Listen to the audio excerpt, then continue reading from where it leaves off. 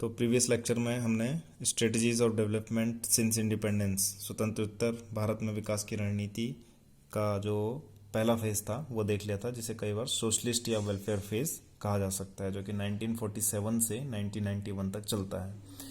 तो आपने देखा कि सोशलिस्ट या वेलफेयर फेज़ में हम मिक्स्ड इकोनॉमी की बात करते हैं, ये पिछले लेक्चर में हमने डिस्कस किया था। महालनोबिस प्लान की बात करते हैं और वो प्लान हैवी इंडस्ट्री में इन्वेस्टमेंट की तरफ भारत की स्टेट को या भारत की पॉलिसी मेकिंग को ले जाता है।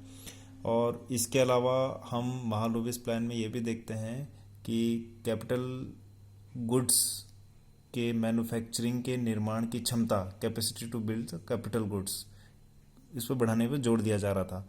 और उसमें ये भी बात थी कि विदाउट स्टेट इंटरवेंशन अर्थव्यवस्था स्वतंत्र भारत की नहीं चल सकती, क्योंकि भारत एक विकासशील देश है, विकसित देश नहीं है। तो इन सब ने मिलाकर के एक भारत की जो पॉलिसी थी डेवलपमेंट की, उसको इस डायरेक्शन में खड़ा किया कि हम उसे कहते थे कि स्टेट सबसे बड़ा प्लेयर होगा किसी भी पॉलिसी मेकिंग में या अर्थव्यवस्था में। ठीक है ना। तो ये सब चीज़ें हम पिछले लेक्चर में डिस्कस कर चुके हैं। अब सवाल ये है कि उस जो सोशलिस्ट फेज़ की, जो कि 1947 से 1991 तक चलता है, वो समाजवादी दौर की या प्लैंड इकोनॉमी भी उसको कई बार कहा जाता है, क्योंकि मैंने आपको बताया था कि इसी दौर में भारत ने प्लानिंग कमीशन का भी गठन किया था और प्लान तरीके से अर्थव्यवस्था को चलाने की बात की थी, यानी कि नियोजित अर्थव्यवस्था, यानी कि स्टेट कंट्रोल्ड इकोनॉमी की बात की थी।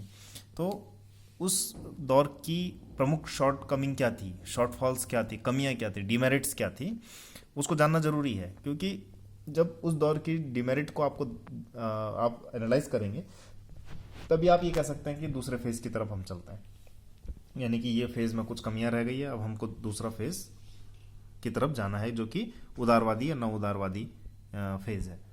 अब आप यहाँ पे देखने की कोशिश करें कि क्या शॉर्टफॉल किसी एक सोशलिस्ट ढांचे में या प्लैंड इकोनॉमी के ढांचे में या वेलफेयर स्टेट के ढांचे में रह सकता है। पहली बात तो मैंने आपको बताया था कि उसमें पारदर्शिता नहीं होती है, उसमें ब्यूरोक्रेसी बहुत बड़े साइज की हो जाती है, और वो किसको उद्योग लगाने की छूट दे रही है, किसको जो है फैसिलिटेट कर रही है, उसमें कोई ट्रांसपेरेंसी नहीं है, कई बार करप्शन को बढ़ावा देती है। ये जो दौर है, जो समाजवादी दौर था या प्लैंड इकोनॉमी का दौर था। सबसे बड़ी बात है कि इसने भारत के सामने एक फिस्कल डेफिसिट, राजकोषीय घाटे की स्थिति तैयार की, क्योंकि जब गवर्नमेंट सबसे बड़ी प्लेयर होगी इकोनॉमिक्स में, देश की पॉलिसी मेकिंग में और इकोनॉमी में, तो जाहिर सी बात है कि वो ज़्यादा खर्चा करेगी तो उसके राजकोषीय प्रबंधन पर बुरा असर पड़ेगा। जो उसकी फिस्कल मैनेजमेंट है, जो उसका राजकोषीय घाटा है, वो धीरे धीरे बढ़ता ही चला जाएगा। यानी कि जब खर्चा ज़्यादा होगा और आमदनी कम होगी तो राजकोषीय घाटा होगा। तो इन सब चीज़ों से हम एक्चुअली उस 1991 के उस महान संकट की तरफ आ गए, जिसके बारे में कहा जाता है कि वहीं से फिर भारत की जो पॉलिसी मेकिंग थी या विकास की रणनीति थी, उसमें चेंज शुरू हुआ। वो था 1991 का संकट या क्राइसिस ऑफ 1991। तो क्राइसिस ऑफ 1991 क्या है कि एक तो भारत की जो अर्थव्यवस्था थी वो काफ़ी बुरी स्थिति में उस समय पहुंच गई थी। उस समय श्री चंद्रशेखर भारत के प्रधानमंत्री थे, और ये कहा जाता है कि भारत के पास केवल 2 वीक्स का, यानी कि 2 सप्ताह का आयात बिल भुगतान करने का पैसा बचा हुआ था भारत के राजकोष में, यानी कि बहुत बुरी स्थिति थी।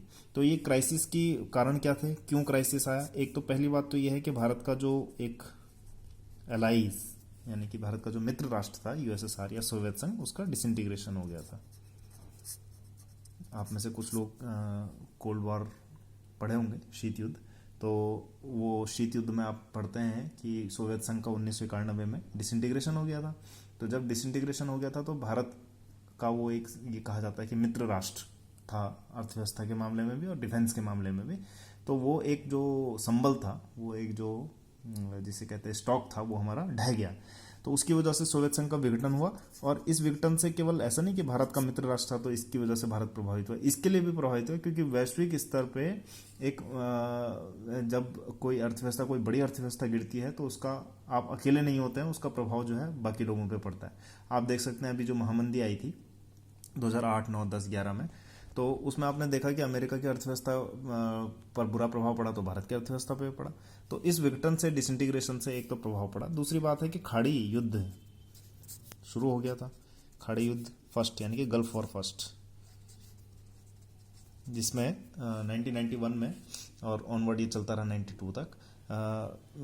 अमेरिका ने सद्दाम हुसैन यानी कि इराक पर हमला किया, और इस हमले से हुआ ये कि जो तेल के दाम थे वो अनएक्सपेक्टेड तरीके से बढ़ गए थे। तो ये ऐसा क्यों हुआ कि भारत की अर्थव्यवस्था पे इसका बुरा प्रभाव क्यों पड़ा? ये हम कह रहे हैं क्राइसिस ऑफ 1991, यानी कि इसने संकट क्यों स्थापित किया। कारण ये है कि खाड़ी युद्ध से सीधे ऑयल प्राइसिंग पर फर्क पड़ता है। ये गल्फ वॉर फर्स्ट की बात कर रहे हैं, गल्फ वॉर सेकंड की नहीं। गल्फ वॉर सेकंड 2005, ये 91 वाला जो गल्फ वॉर था जिस पर कि सद्दाम हुसैन पर हमला किया गया अमेरिका के द्वारा, उसकी बात कर रहे हैं। तो ऑयल जो प्राइस हैं वो ऊपर हाइक होते हैं, और भारत जैसे अर्थव्यवस्था जो कि 70% अपनी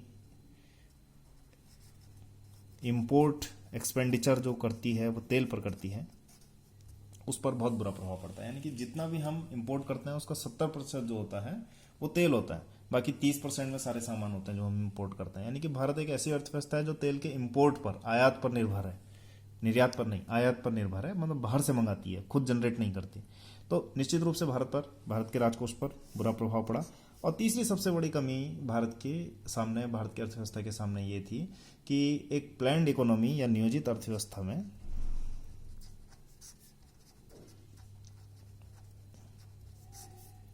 अनुत्पादन की या कम उत्पादन की, जिसे कहते हैं माल मैन्युफैक्चरिंग, यानी कि कम उत्पादन की कमी से हमारी जो पीएसयू थी, पब्लिक सेक्टर यूनिट्स थी, वो जूझ रही थी। बहुत सारी ऐसी थी, वो रुग्ण इकाइयां बन गई थी।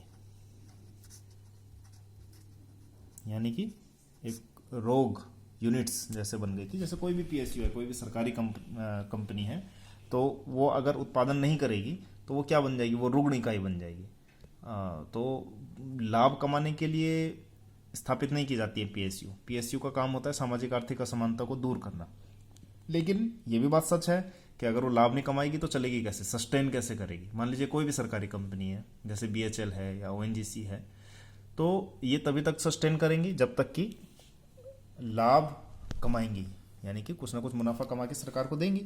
तो रुग्ण इकाइयां जो है बढ़ गई है, और माल मैन्युफैक्चरिंग या कम उत्पादन की वजह से नियोजित अर्थव्यवस्था अपने एक ढलान की तरफ या अपने उसकी तरफ आने लगी है। क्योंकि सरकारी तंत्र में ट्रांसपेरेंसी नहीं थी, ब्यूरोक्रेसी का जो आकार था वो हद से ज़्यादा बड़ा था, रुग्ण इकाइयाँ ज़्यादा हो रही थी। तो भारत की अर्थव्यवस्था में उत्पादन कम हो रहा था, उपभोग भी कम हो रहा था, डोमेस्टिक डिमांड जो है उतनी ज़्यादा नहीं थी। और सबसे बड़ी बात ये थी कि हम जो है तब तक लगभग बंद अर्थव्यवस्था थी, क्योंकि हम लाइसेंस राज पर, यानी लाइसेंसिंग जो हम कहते थे, क्योंकि लाइसेंसिंग का मतलब क्या है, मैं आपको पिछले लेक्चर में बताया था कि लाइसेंसिंग का मतलब ये है कि सरकार तय करेगी कि कौन सा उद्योग आप लगाएंगे और कौन सा उद्योग नहीं लगाएंगे। मतलब सरकार लाइसेंस जारी करेगी। अब उसमें ट्रांसपेरेंसी की गुंजाइश नहीं रहती। कई बार उसमें ये भी होता है कि करप्शन के लिए दरवाज़ा खुलता है, क्योंकि जो ब्यूरोक्रेसी है वो हो सकता है कि किसी स्तर पर हो सकता है, बाकी स्तर सही हो, लेकिन एक स्तर जो है वो करप्ट हो, तो उस करप्शन का दरवाज़ा भी ये खोलती है लाइसेंस राज। तो लाइसेंस राज की वजह से भारत में नवाचार की कमी आई, इनोवेशन की कमी आई। इन सब चीज़ों ने कंट्रीब्यूट किया कि भारत की अर्थव्यवस्था बहुत बुरी तरीके से प्रभावित हुई। और जैसा मैंने कहा कि 2 हफ्ते का ही आयात बिल हमारे पास पैसा भुगतान करने के लिए बचा था। तो इस स्थिति में देश के सामने बहुत भीषण संकट हुआ। और ये आप समझ लीजिए कि चंद्रशेखर जी की जो सरकार थी, उन्होंने जो एनआरआई लोग थे, भारत के लोग जो बाहर थे, उनसे ये अपील की कि आप अपना सोना जो है वो गिरवी रखें ताकि भारत को कर्ज मिल सके, और उन लोगों ने किया भी। अब इस स्थिति में हम जो नए दौर की तरफ गए उसे कहा जाता है नव उदारवादी। कई बार आलोचना में नव उदारवादी कहते हैं, हम इसे उदारवादी ज़्यादा कहना सही मानते हैं। लिबरल या नियो लिबरल भी कहा जाता है कई बार।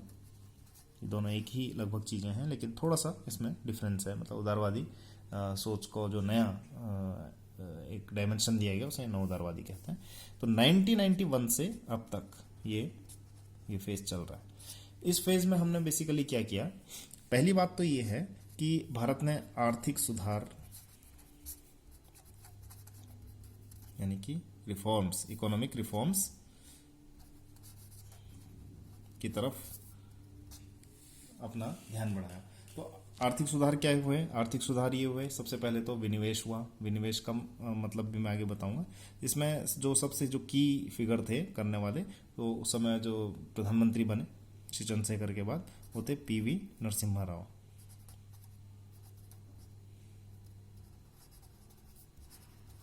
और उनके जो वित्त मंत्री थे वो थे उस समय वित्त मंत्री डॉक्टर मनमोहन सिंह।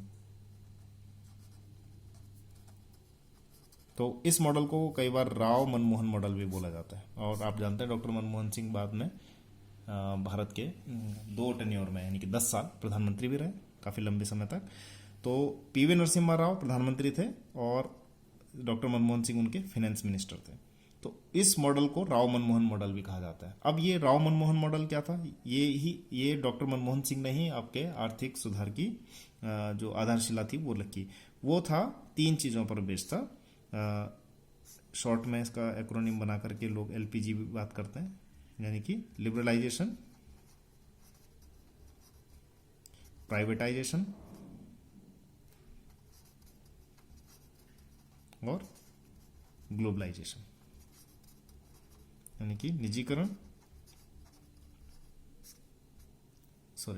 प्राइवेटाइजेशन को, लिबरलाइजेशन यानी कि उदारीकरण, समझ ले, कंफ्यूज ना हो। लिबरलाइजेशन मतलब उदारीकरण, प्राइवेटाइजेशन यानी कि निजीकरण, और ग्लोबलाइजेशन यानी कि वैश्वीकरण। ये 3 चीजें यहां से हमारी अर्थव्यवस्था में शुरू हुई। अब आप देखें इस चीज को, लिबरलाइजेशन का मतलब क्या है? ये जो आर्थिक सुधार की बात कर रहा हूं, जो नवउदारवादी दौर में, नवउदारवादी दौर, पहले आप ये समझने की कोशिश कीजिए कि नवउदारवादी दौर क्या है। नवउदारवादी दौर क्या है कि जो अर्थव्यवस्था में स्टेट के कंट्रोल को डिमोरलाइज करता है। मतलब अर्थव्यवस्था में स्टेट का ज्यादा कंट्रोल नहीं होना चाहिए, अर्थव्यवस्था को छोड़ देना चाहिए। बस राज्य एक रेगुलेटर की भूमिका निभाए, एक नियामक की भूमिका निभाए, कंट्रोलर की नहीं, नियंत्रक की ना निभाए। नियामक में और नियंत्रक में अंतर है। एक नियामक यह है कि वो rule of the game set कर दे कि ऐसे ऐसे काम होगा, लेकिन खेल में भाग ना ले।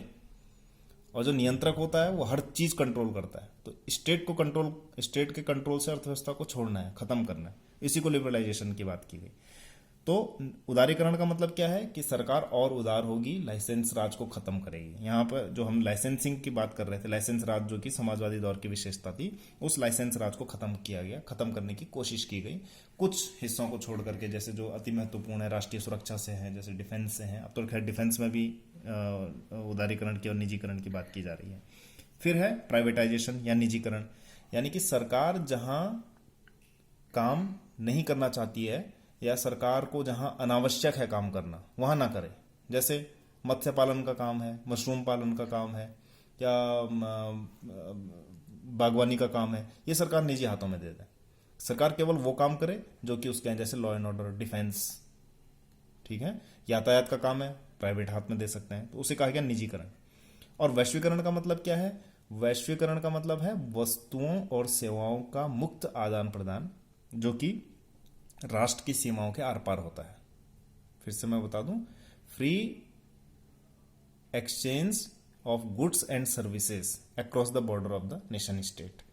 यानी कि इसका सीधा सा मतलब क्या है कि आपकी अर्थव्यवस्था खुलेगी, बाहर के सामान आपके यहाँ आएंगे अर्थव्यवस्था में, और आपका सामान बाहर इंपोर्ट एक्सपोर्ट होगा और इंपोर्ट होगा। यानी कि आपकी अर्थव्यवस्था बंद अर्थव्यवस्था नहीं है, बाकी अर्थव्यवस्थाओं से जुड़ेगी।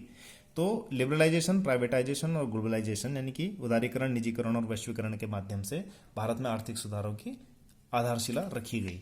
और इससे क्या हुआ कि प्राइवेट कंपनियां भारत की तरफ रुख करती हैं, और प्राइवेट कंपनियों के रुख करने से क्या होगा कि आपके यहाँ निवेश बढ़ेगा, आपके यहाँ रोजगार की स्थिति होगी और स्टेट पर कम फर्क पड़ेगा।